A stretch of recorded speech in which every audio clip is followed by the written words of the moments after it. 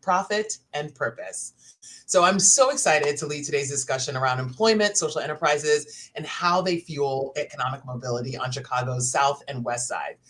But before I begin, I really just wanted to acknowledge that we're in some uncertain times for many of us right now with all that's going on in our country.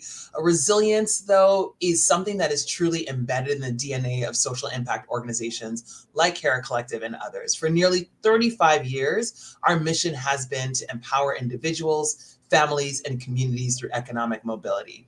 And today, we remain unwavering in our commitment to this cause. We're paying attention to how decisions at the federal level, of course, impact our ability to do this work. But now more than ever, we're leading in on innovative solutions like employment social enterprises to help advance our capabilities to serve Chicago's job seekers. So for those of you who aren't familiar with the term employment social enterprise, sometimes we call them ESEs, these are licensed businesses that are often owned and operated by a nonprofit that have a double bottom line, measuring success both in terms of profit, like any other business, but equally as important are the number of lives that are transformed through jobs that the business creates for people overcoming barriers to employment. These businesses have been a vehicle for providing necessary resources, jobs, and best of all, ways to reinvest profit back into our communities of predominantly Black residents on Chicago's South and West sides. Nearly 900 employment social enterprises across the U.S. are creating access, equity, and opportunity. Today, I am so excited that you're going to get to hear from 4 of them that are headquartered in North Lawndale, East Garfield Park, and Englewood. I'm thrilled to welcome Brenda Palms, who's the president and CEO of North Lawndale Employment Network, Pamela Bozeman Evans, Chief Operating Officer at New Moms, and Janelle St. John, Executive Director of Growing Home. Thank you all for joining me today. This is going to be, we're going to try to keep it professional, but you know how much I love these ladies right now. We've got Black History Month. We've got Women's History Month next month. This is like a twofer for me. So I'm just so thrilled to be in conversation with you all. So before we get started, I just want to encourage everyone who is tuning in to make sure that you submit any questions that you might have throughout this conversation in the chat. We're going to try to answer as many of them as we can during our Q&A portion. All right, we're going to get to it. I'd love for each of you to just tell us about your employment social enterprise and what led you to create it. Brenda, why don't you start us off? Absolutely. Good morning, afternoon. So Sweet Beginnings was really created because we, on the west side of Chicago in North Lawndale, were struggling with the high rate of unemployment and couldn't figure out why this particular neighborhood had just employment that was beyond most other communities. And after lots of conversations with community leaders, with church leaders, with residents, a theme began to emerge, which was, I have a son coming back. I have someone returning from incarceration, and we needed to create a jobs experience for those who needed a fair chance to work. And so Sweet Beginnings was launched as a much more to the story, but we landed on honeybees, if you can imagine, after a lot of really, really bad ideas, and created a business to help men and women returning from incarceration in our community to gain work skills and experience through urban honey and the production of urban honey and skincare products under the Be Love brand. So I can go on a little more, but that's essentially Sweet Beginnings, is to create a sweet beginning through urban honey and the production of honey infused skincare products for folks who really have served their time and really want to work. And one of the things that we learned most in a research that we conducted in partnership with UIC Great Cities is that North Lawndale is a community that has been disproportionately impacted by mass incarceration. Nearly 57% of the adults in our community have had some involvement in the criminal justice system. So that high unemployment rate was in no way reflective of people's desire to work, but rather people who have been kept out of work because of the criminal record or the X on their back. So we had to figure out a way to help them connect to work so that they could make different decisions and different choices as they moved forward in life. Thank you, Brenda, and so excited to hear more for our folks to hear more about this. Pam, I'm going to turn to you to talk about new moms and bright endeavors. Thank you so much for inviting me to be a part of this great light.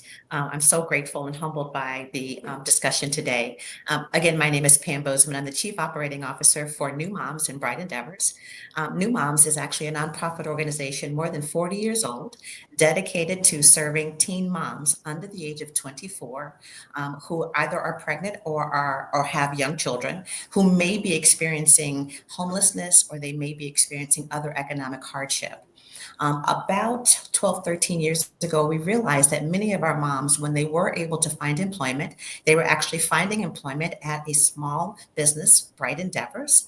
So much so that it really became kind of a great synergy to connect with Bright Endeavors at the time, which was a separate entity. In an unusual and beautiful way, New Moms acquired Bright Endeavors because many of our moms were already working there, but we also understood that we had the ability to control an environment where we could actually begin to apply some brain based principles and to help moms practice executive skills and to actually manage in a 16-week job training program in a way that would create some competitive advantage for them post participating in the program. Bright Endeavors is our employment social enterprise. It's a social impact business. And in that business, we focus on home scents and accessories, which include soy candles, salts, bath salts, as well as reed diffusers. And the idea is not that moms will graduate after a 16-week program and go on to be wealthy by making candles, but that they will have had a laboratory or a lab experience where they can actually begin to apply many of the things that are so important to understand about being in the workplace and being in a competitive workplace. And in that 16-week process, we are providing classroom work, job practice, career readiness workshops, parent support, financial literacy, and many other workshop practices that will promote them and prompt them into a competitive work environment. That's wonderful, Pam. Thank you for sharing that. And I don't even know if I knew the full history of Bright Endeavor, so thank you for sharing that. Janelle, would love to turn it over to you to talk about growing home. Thank you, Kathleen. And I am so honored to be a part of such an amazing women's group here. It's been a pleasure getting to know all of you throughout the last few years. So I have the pleasure of being the executive director of Growing Home. We are very unique in that we're the only USDA certified organic farm in Chicago and the surrounding area. We also have something pretty interesting about us. We operate in an urban environment in Inglewood. And here's the good news. We've been around for a long time. This concept of growing home goes back since 1993 with the founder, Les Brown. But in 2005, Inglewood was seeking a solution through their quality of life plan. How do we deal with food insecurity in our community and lack of employment? And voila, to the genius of this community, they said, what about urban farming? So we've been urban farming in Inglewood since 2006. And I like to say we're a solution that the community came up with. It wasn't that somebody came in to solve the problem, it's a problem that they solved through this very creative way. And so we use the farm for two purposes. As she mentioned, this is about social enterprise. Yeah, we grow food and we sell food. And we have over 100 different varieties of produce that we grow in almost 2 acres in Inglewood on concrete. So when people say nothing, we're in a food desert, I don't like to use that word because I feel a desert implies nothing grows. And we show there's a lot of growth going on in Inglewood. And so we use the farm for two purposes: workforce development. We have a paid job training program that focus on teaching transferable skills. From imagine planting, you have to know measurements, you have to have patience, you have to work part of a team. And then because we're USDA certified, we have a very intense quality control process. How you process food, bag food. Everyone graduates with a safety license, a food handler license at a minimum. Some come up with forklifting. The food industry is big. It's not just growing food, and we get to expose 80 people every year to that opportunity. In addition, we hire some of our participants, but we rely on our employer partners who who believe in not just investing in a grant here, but really investing in change. And if you want to make change in our community, you have to be willing to hire people. You have to be willing to believe in second, third, fourth, and fifth chances. And so for 12 weeks, they get to practice what it's like to be in a real job. They have to fill out job applications. They have to fill out those forms that you think you need to call your mama. Do I put a 1 here, a 0 here? All the struggles that go into starting that process. To also being on time, being ready. They also spend hours in the classroom on resume building. We have 2 curriculums: TIP, Transforming Impossible to Possible, and Route to Success. So our workforce development program is the heart of who we are, because we think workforce development is a long-term solution to our community problems.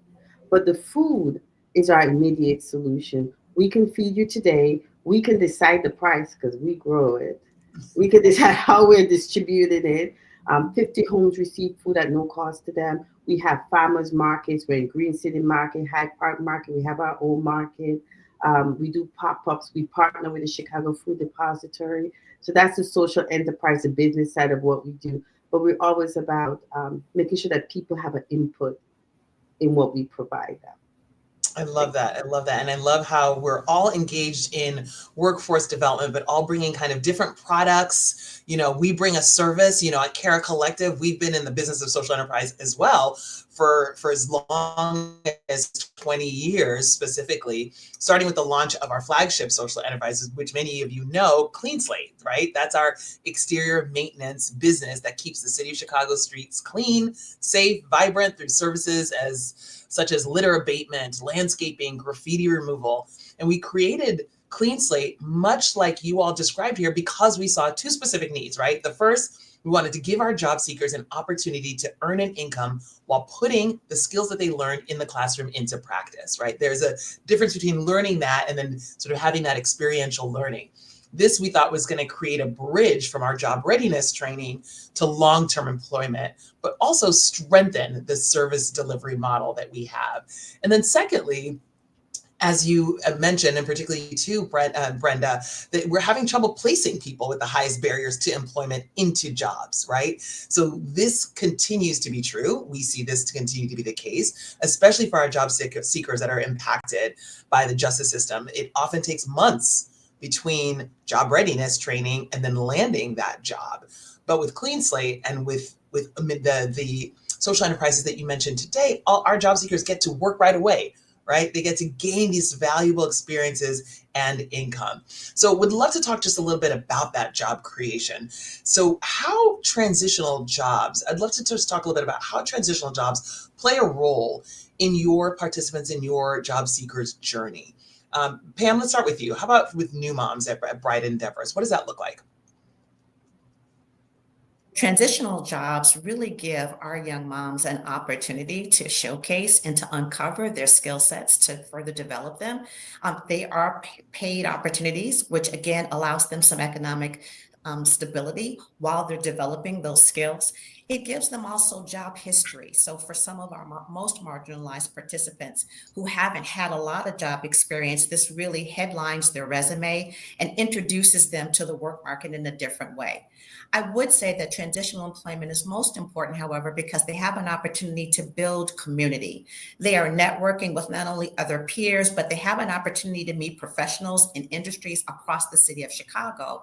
And in those introductions, they get leveraged, right? And more than having a mentoring role, New Moms and Bright Endeavors really acts as a sponsor to introduce them out to opportunities.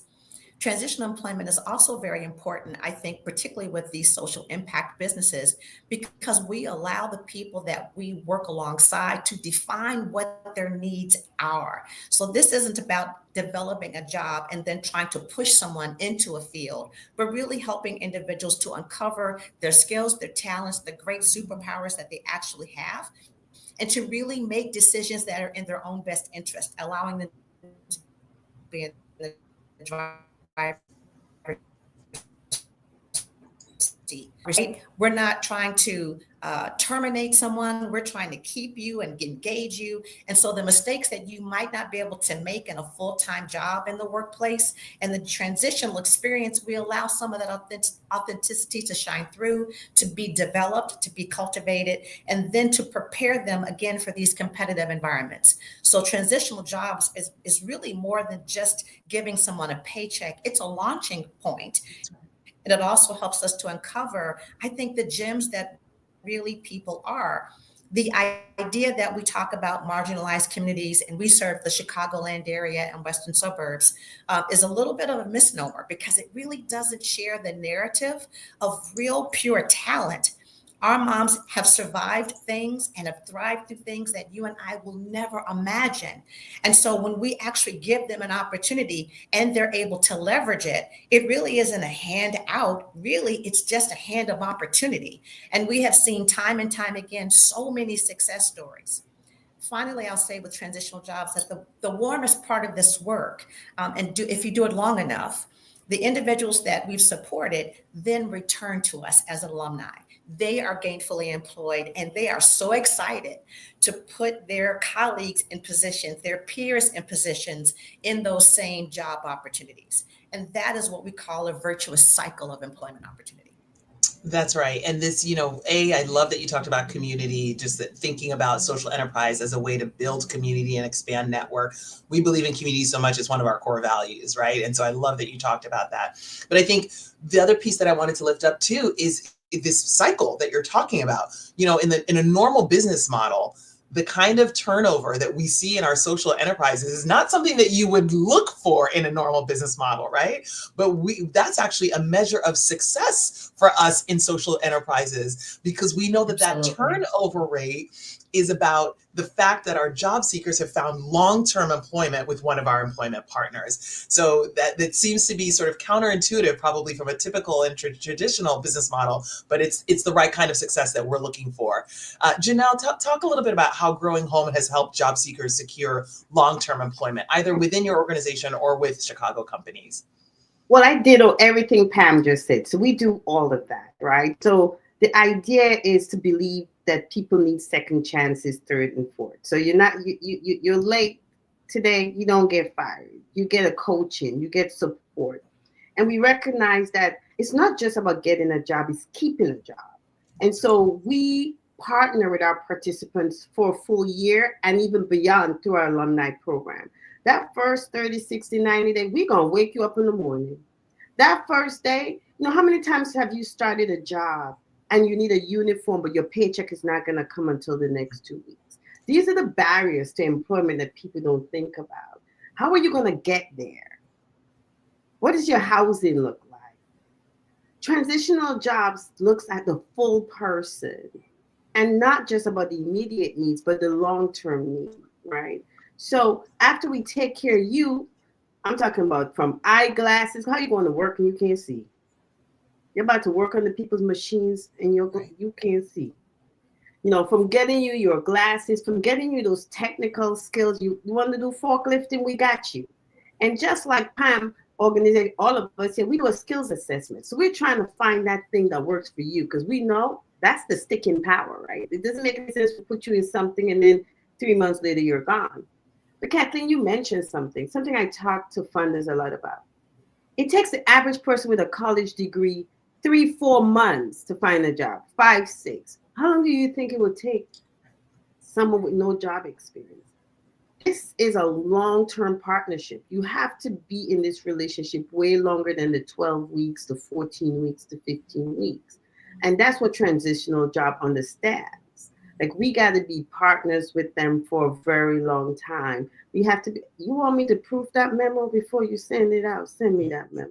We act as their reference, we are great advocates, but they become peer supporters of each other. They're cheerleaders for each other. So for me, the next level is not just the 12-week, but what we do after that, because we want you to stay employed. And we know, I always tell people, the hardest thing is dealing with people.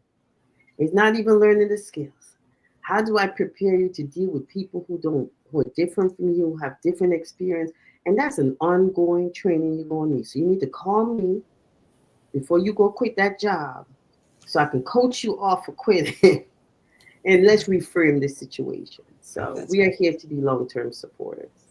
and I love that. And we're all still learning that, how to deal with different people, right? We all, that is something that we all are still learning. So I appreciate what you've raised there. Brenda, do you want to share a little bit about how Sweet Beginnings helps folks transition into long-term employment? Absolutely. I love this conversation because I think the word transitional job really doesn't give it full justice for all the things that we're talking about here. There's so much more. And I just want to add a couple of things around the value of transitional jobs. Again, working with those who've been justice involved. The transitional job experience for us helps to restore a person's self-worth and to help build their confidence. The burden of having a criminal record is heavy. The weight of poverty is heavy. And what we have to do is sort of, help them discover who they are again. Those who've been incarcerated are accustomed to being referred to as a number and not their name. And so working in an environment that is, though the environments that we create through our social enterprises is one that helps people rediscover their value. And I think that has a lot to do with how you show up at work. If you understand your value, then you are going to treat the work experience differently. Of course, it is an opportunity for folks to earn skills certifications. And we do that at Sweet Beginnings in food safety, food handling, forklift, inventory management, packing, shipping, receiving, customer service. And they can walk away with certifications that can open doors for them in other places. I do have to say that when we first started this about 20 years ago, people would laugh and say, well, how are you going to help, quote, ex-offenders as beekeepers? And people just simply didn't understand that we were working to help people become reintegrated back into society and to acclimate to the culture of work. And it wasn't so much about the bees as much as it was about the work around bees. The other thing that our social enterprises do, and I believe that the work that our peers that you all do as well, especially those of us working in nature, is that nature. And I'm sure this happens with growing home, where food takes time to grow, and you have to plant it, you have to fertilize it, you have to nurture it. And the same is true for honeybees as well, and for honey in general. And it teaches folks the importance of some life lessons around being patient. One of the things that I've learned about honey is that it has to cure while it's in the hive. You can't eat it before it's ready, or it can actually make you sick, right? It's like eating an apple that's not ripened yet. And so we have to help folks remember that the process takes time. To your point, Janelle, it didn't happen overnight. And so it's going to take time for us to help to connect people to work. And so for me, the transitional job experience, it's an earn and learn model that works. It gives people the confidence, the restoration of self-worth, and the experience to, we talk about community, to build community within their cohorts and actually become ready to be one of the best employees you can ever have. The other piece, I'll just have to say, we talk about second, third, fourth chances. And I used to really speak to that quite a bit, because I've seen how the systems and how systems are in place that don't allow folks who have served their time to have a fair chance to work. And I know, Kathleen, you've been at the forefront of this work around changing the narrative around folks who've been justice impacted. Not that they need a second chance, because the reality is many of them, including the people that you work with as well, Pam, never had a first chance. So how can we even say that they need a second or third or fourth chance when they never had a good first chance to begin with? So what we're striving for today is to make sure that folks have a fair chance to work. And our social enterprises focused on workforce development are fundamental to that bridge, to helping people move from unemployment and making poor choices. Because when you have poor resources and poor options, you will make poor choices. But when you could equip people with the tools and skills they need, you've changed the trajectory of their lives. That's what our workforce development social enterprises are about. That's the kind of social impact that I think that drives each of us. Because at the end of the day, we really want folks to improve the quality of their life. And for us, it's to restore who you are and to reclaim your name and to stand proud and to know that you matter. So beautifully put, Brenda. So beautifully put. And I love the analogy of just nurturing and allowing things to grow. And even the word that you used of allowing the honey to cure, right? There's so much healing that has to happen in the communities that we serve. They have to be, some people have to feel cured before they feel like they can get out there and really put their best foot forward. As we like to say, we have to remind folks that they deserve the best that life has to offer, right? No matter what they've done in their lives. Absolutely. Brian Stevenson, we all know Brian Stevenson. Absolutely. I love, and I always kind of like put my own spin on it. My staff always say, that's not exactly what he said, Brenda, but it really is that we're all better than our worst mistakes. Yeah. We make a mistake and it's a moment in time, but it doesn't have to define us, right? That's right. You don't have to live with that stigma for the rest of your life. That's right. That's right. And unfortunately, we know that this impacts certain communities, the communities that we serve, right? It is Black History Month. We should always be celebrating Black history, no matter what time of year. 360. Exactly. But a theme throughout history is how Black communities have had to be resilient, right? Many of our organizations are rooted in the South and West sides of Chicago and serving folks that come from the South and West sides of Chicago.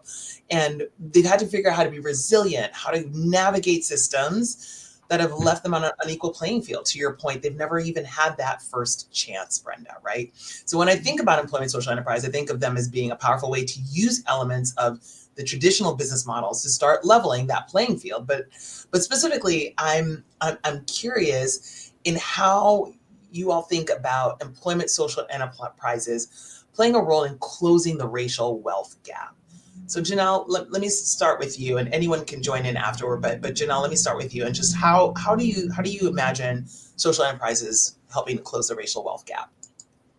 Two things. Starting with the workforce development, give people jobs, okay, so they can invest in their 401ks, and not just jobs, great paying jobs, so they can move themselves out of poverty and help their family. We're also a creative way to bring business into communities like Inglewood, right? Creative way, like who would have thought, okay? You don't need an Amazon. You could have social enterprise, because by building your community, you're building individual, right? You're moving that racial gap. And sometimes all we have is a small idea, right? And this is the great thing about our community. We can work with small ideas instead of thinking grand, right?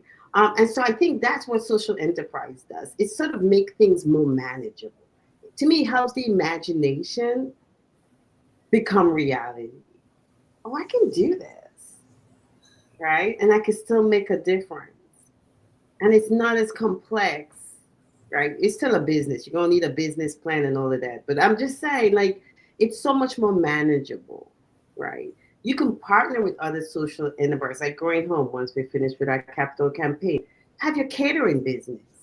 Sell your products, as Brenda talked about. Being creative with what we have and partnering with your social enterprise, who's not going to charge you a low interest rate loan of 20% to learn a new skill. This is the way social enterprise can help move the gap. Like, please utilize us. Use us as a way to get your business off. Get employed. Move yourself. Even us as employers, because we also employ a lot of our graduates. Like, that is, to me, is the best thing, to see people come back and talk about, I'm married now. I got my kids back. We just bought our second truck. You know, they become employer partners of ours. Yeah. I've seen it with my own eyes. Yeah. And that's a beautiful thing. And this is why I know we matter. Mhm. I don't think so big sometimes. Because the problem might seem more complex because we're thinking grand things. We need to bring in a big investment company and we need to have 10, sometimes we think ourselves out of the solution. Is it to be that's what social enterprise represents? Thank you, Janelle. Pam, it looks like you want to jump in here. I love Miss Janelle, so I just want to ride her coattails and be a steward of her wisdom. But one of the things that I think about when we talk about the wealth gap, even if you take kind of the racialized mechanisms within it, wealth is really about what we call stackable credentials, stackable foundation. In some markets, we talk about stackable experiences. And so we know that building wealth in and of itself is a series of foundational principles and foundational events and activities that happens in an individual's life that gives them the opportunity to build, right? So the greatest myth is that people can save their way out of poverty, or that if people would just make certain cuts to their budget, then certainly they could too experience some wealth growth in their families. And the reality is that many of the people that we end up serving are individuals who didn't start out with those kind of foundational experiences. And so I like this term about being stackable credentials, but I really think about stackable experiences. If you've never had a job, it's very difficult to get a job. If you didn't have a great academic experience, it's very difficult to get reconnected into those academic experiences that give you that. When you add the issues of race, particularly in a time where DEI and all other things have really been attacked and misunderstood and probably miscommunicated, we really are then adding barriers, right? So not only are you not talking about the foundations that are important for developing and sustaining wealth, but you are creating barriers that limit opportunity to those foundational activities.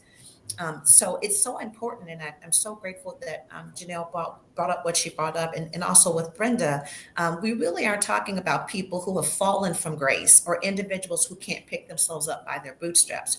Really talking about people who have been systemically and institutionally hemmed up so that they had no ability to enter at any point into the stack to build wealth, and the racial stigma that follows them because they haven't been perceivably successful in environments that weren't designed for them to be there in the first place.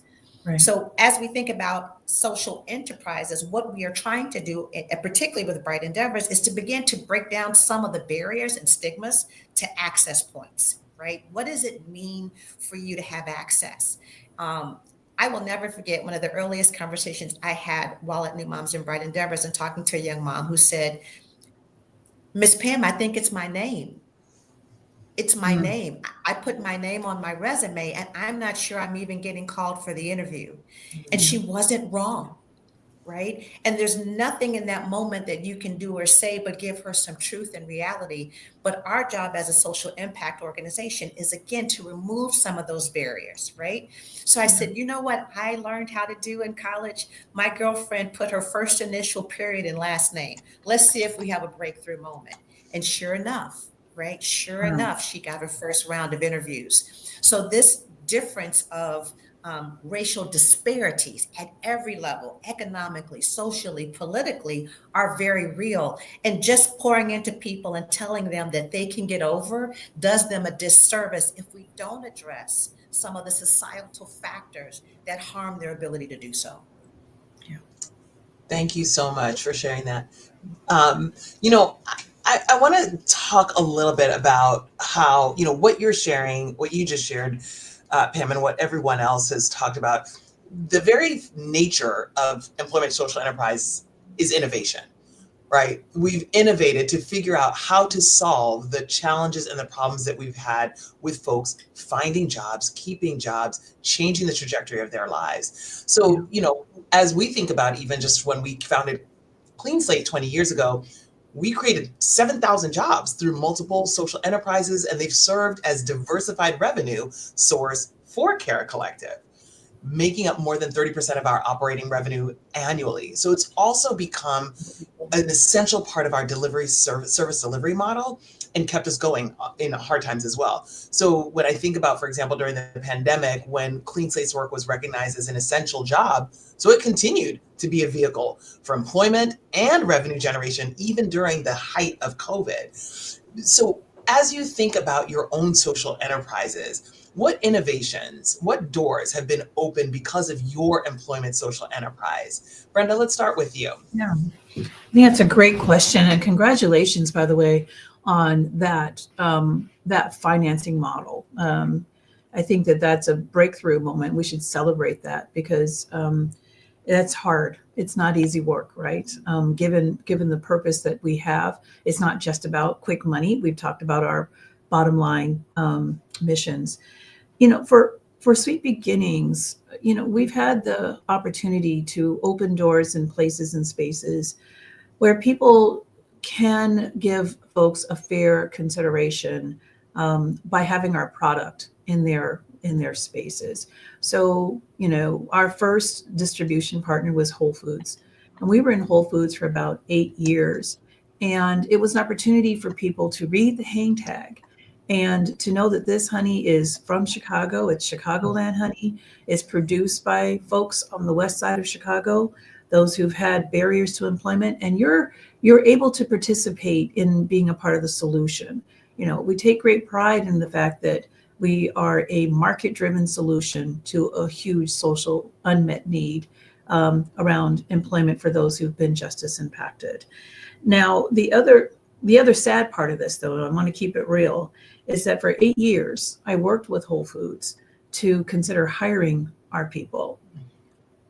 Our products were good enough to be in Whole Foods, but our people were not. And that was heartbreaking when you realize that their rules, that their policies was not open or receptive. The Whole Foods in Inglewood was a game changer because that was the first time that we could actually agree that they would hire folks with backgrounds. But Inglewood is not North Lawndale, right? So that's a bit of a hike just geographically. Then Mariano's opened up and we were able to establish and continue to be in Mariano's. But the difference was I knew right away I needed to make sure that this was a company that not only wanted to carry local honey, but wanted to also hire our people. And so in that way, we were able to establish a great relationship with them. And our people were good enough, if you will, to hire. So I think that the point is that we're able to be in places where individuals can learn about people whom they may not interact with, but that they can still support the work by buying a lip balm, by buying a jar of honey or some lotion. And today we're at Hudson's, at O'Hare, we're at Midway, at Elevate. It's really cool when people go through the airport and they'll send me a picture. I saw your products at Midway. And I think that just raising awareness of the value and impact that people have is really important. The point that I also want to make, however, is it changes the narrative in the interview too. So many times the interview is focused on, well, what's that gap? What did you do? And we know that the stigma of having a record or big gaps in your background is something that is concerning for folks. But when someone can sit in that interview seat and they can say, yes, I have served my time, but today I'm working with honeybees. People are like, what? The interviewer suddenly leans in differently and they're like, tell me more. And suddenly it's about who you are and who's sitting in that chair today and not looking at and evaluating you on your past. So it's those kinds of ways that we're looking to have what I like to say is population level impact. We're working with individuals, hoping to transform lives one jar at a time, right? But at the same time, we have to look at how do we have population level impact? How are we able to elevate the message and the value of people who've served time and want to work and can be incredible employees? We all know that. And I think that one of the things that's important too is that if we consider hiring the men and women that we work with through our social enterprises, I don't think we would have the struggle with labor shortages, because they would start to recognize that the folks that have a little bruise here or there, those bruises heal, and that people can be fruitful and productive and one of the best kinds of employees you ever want to have. So I think that's also really important around the role that social enterprises play. And what I'm hoping is that we can help change that narrative, not only for that one employer, but really as a society, rethink how we serve and who we serve and how we hire. Yeah, I love that. I love that. Janelle or Pam, do you want to talk a little bit about how innovation has helped to open doors for your social enterprise? So, I'm going to be honest. We are getting there. One of the things we're limited is our processing room because we're USDA certified. We follow very strict. It is still food. I tell people. I know it's fun, but it's still food, and so there's a way we have to process it. And so one of the things we're working on is building a bigger building so we can have a bigger processing room, so we can create value-added products. Because one of the things we recognize is how much do you pay for lettuce versus how much would you pay for a kale chips, right, Brenda? It's about taking this product and making it something else, right? And what's important to that as a nonprofit is diversifying, as you said, Kathleen, our revenue source. We don't always want to have to go out there and beg for what we need. Social enterprise offers us a unique way to reinvest back into our own program and reinvest back in our own staff and reinvest back into our own community instead of just simply relying on donations. And that's where I want Growing Home to end up a year or 2 years from now, where we're looking at our revenue source and it looks not just foundation, not just government, but to see that revenue source soar. Because then we can control with our own money, we can control how we spend it and what we do with it. Do you know what I mean? So that's why I want Growing Home to be in the future. And so this capital campaign will allow us to do that and just be creative. And creating an industry within Inglewood, right? Like we're gonna have our own farm, our own cafe, recognizing that we're also building our community by merely existing in spaces that we choose to be in, which is our own community, right? And so, and just a little background, prior to me coming in 2019, what we discovered is our social enterprise looked at us selling at Green City Market and Logan Square Market, and then we had to have a reality check. We're in a food insecure community, and 80% of our food is leaving Inglewood. And there's this sense of, well, you're a social enterprise. I said, we might be looking at one part of this equation a little bit off here, right? And so I don't believe in a free model. Whether or not people are paying link, whether or not people are getting, they should look and feel the same. And then realize that the people we serve are consumers. We owe them the best product, the best service, the best delivery, and we treat this like a business. I mean, it's such an amazing thing to do, to have a product, serve our community, and give them the best service. Let me just say one more thing, organic. When you go to the grocery store, how many of us skip that? Because we ain't spending no 3 times the cost for the same lettuce, much less if you don't have any income. Right. So Growing Home is in a unique space where we can offer our community a product that they're often priced out of. And it's still unique ways where they are consumers and we treat them as such, no matter whether they come to the Thursday market, they're getting home deliveries, they go into the pantries, they come with money in their hand and we treat them as such. And so that is, to me, the innovation of it. That's, to me, is the value that we have. And we're looking to really diversify our funding stream by building and having more capacity, and really be able to invest in our own program and in our own community. Absolutely. Thank you so much, Janelle. Pam, please. So all of that, and then my ... moment, because they're all saying such great things.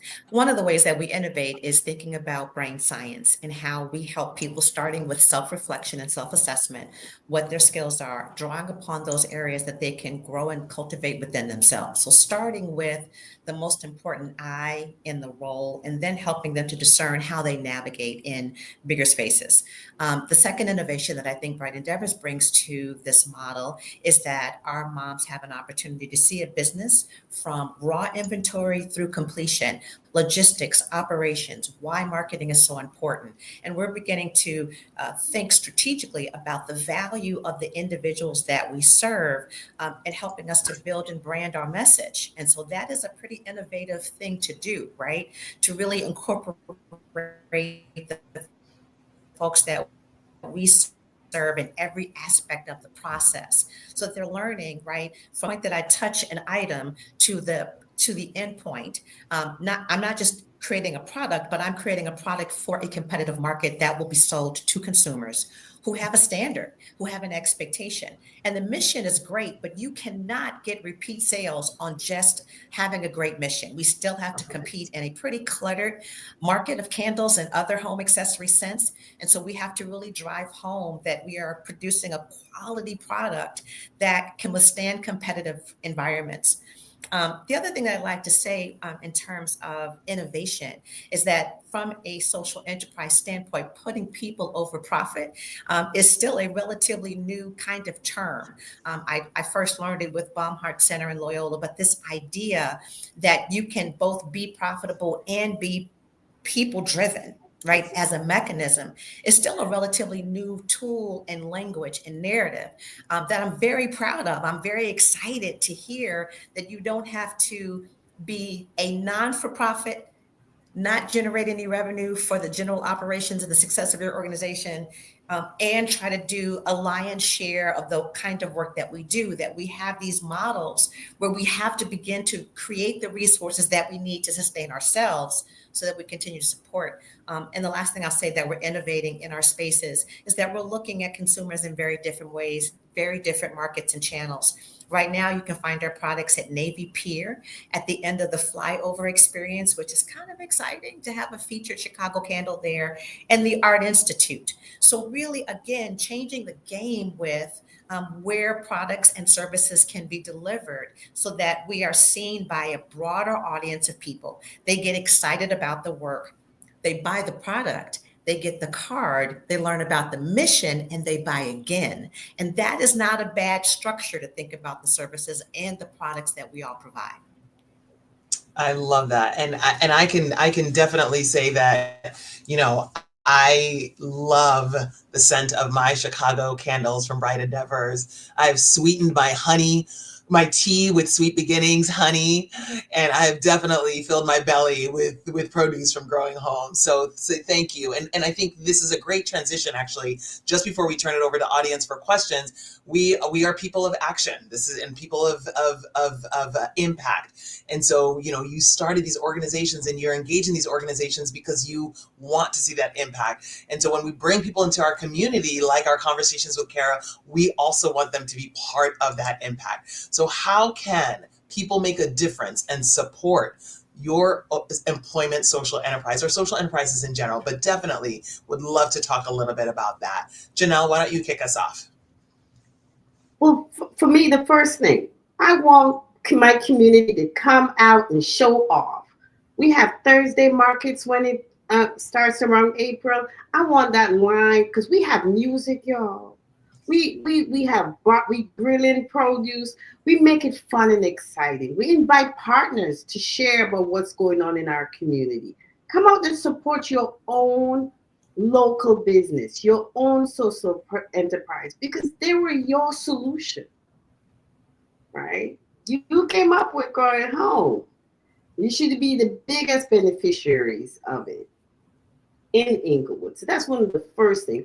And as for the ones outside of Inglewood, support an idea that goes beyond the food that you consume this second. Every time you support one of our organizations, you're supporting long-term change in people, families, and communities.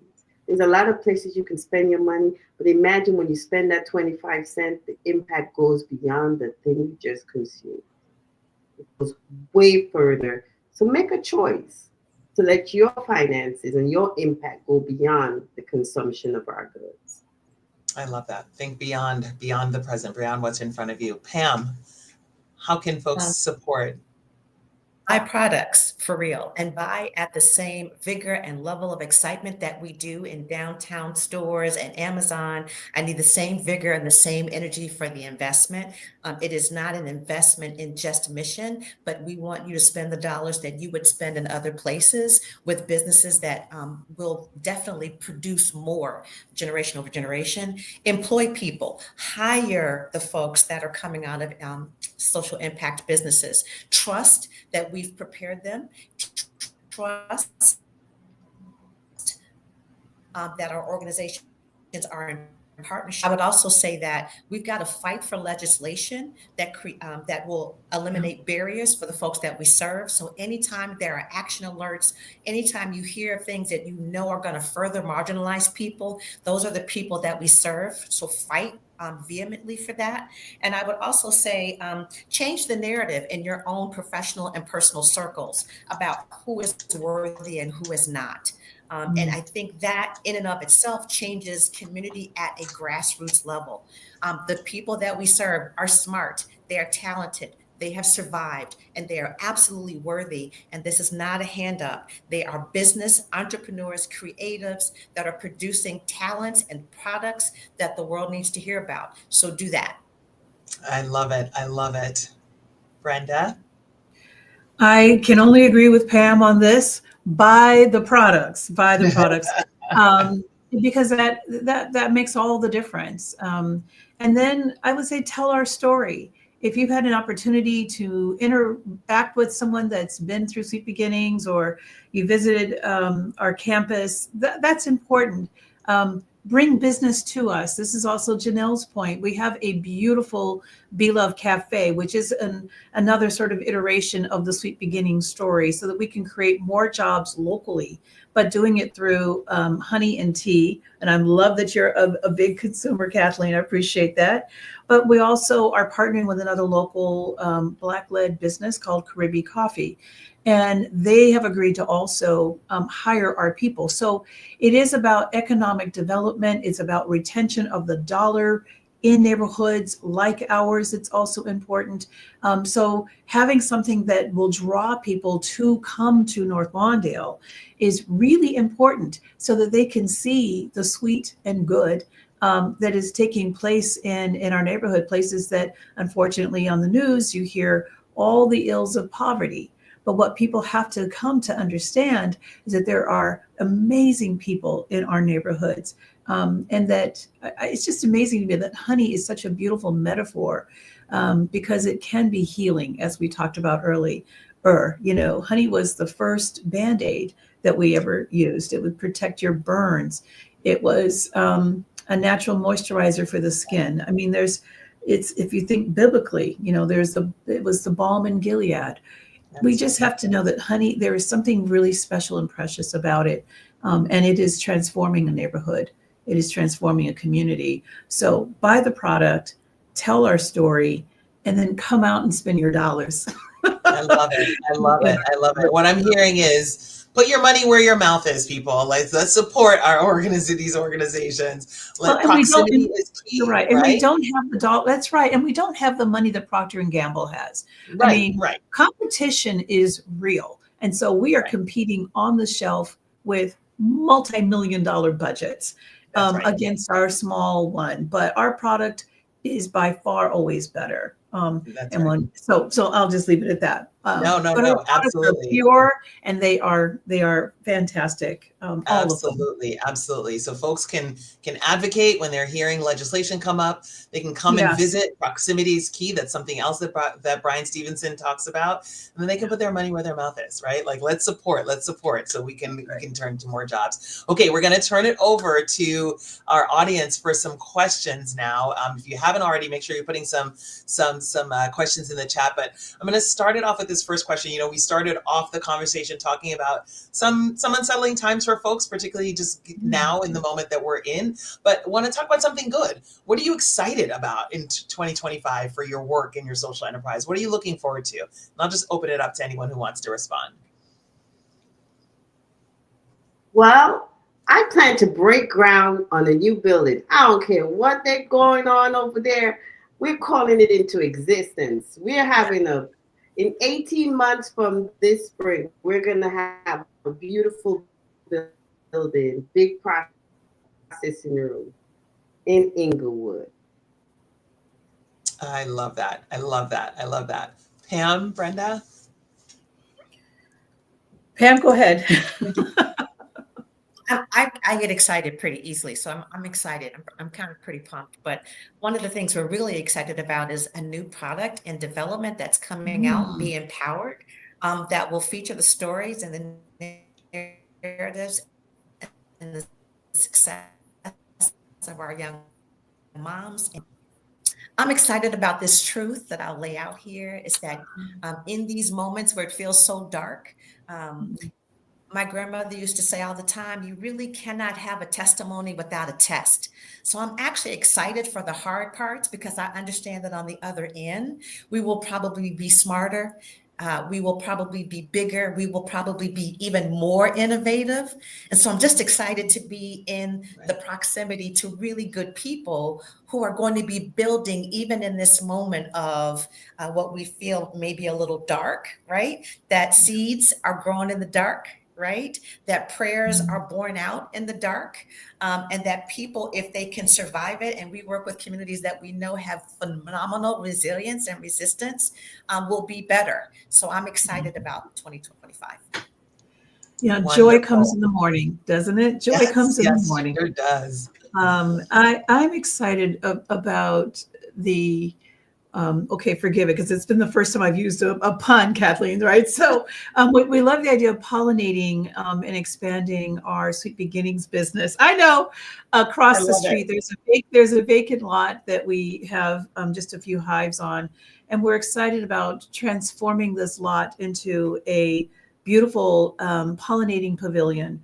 We're working in partnership with Lincoln Park Zoo, where people can learn about the power of honey, the importance of pollination, where we'll have beekeeping boot camps and run training sessions over there, and a place where families can come and learn together as well. So North Lawndale needs more spaces like this, and so we're really excited about giving life and pollinating this idea about the power of pollination. Our community needs to understand that. So yeah, pretty excited. I love it.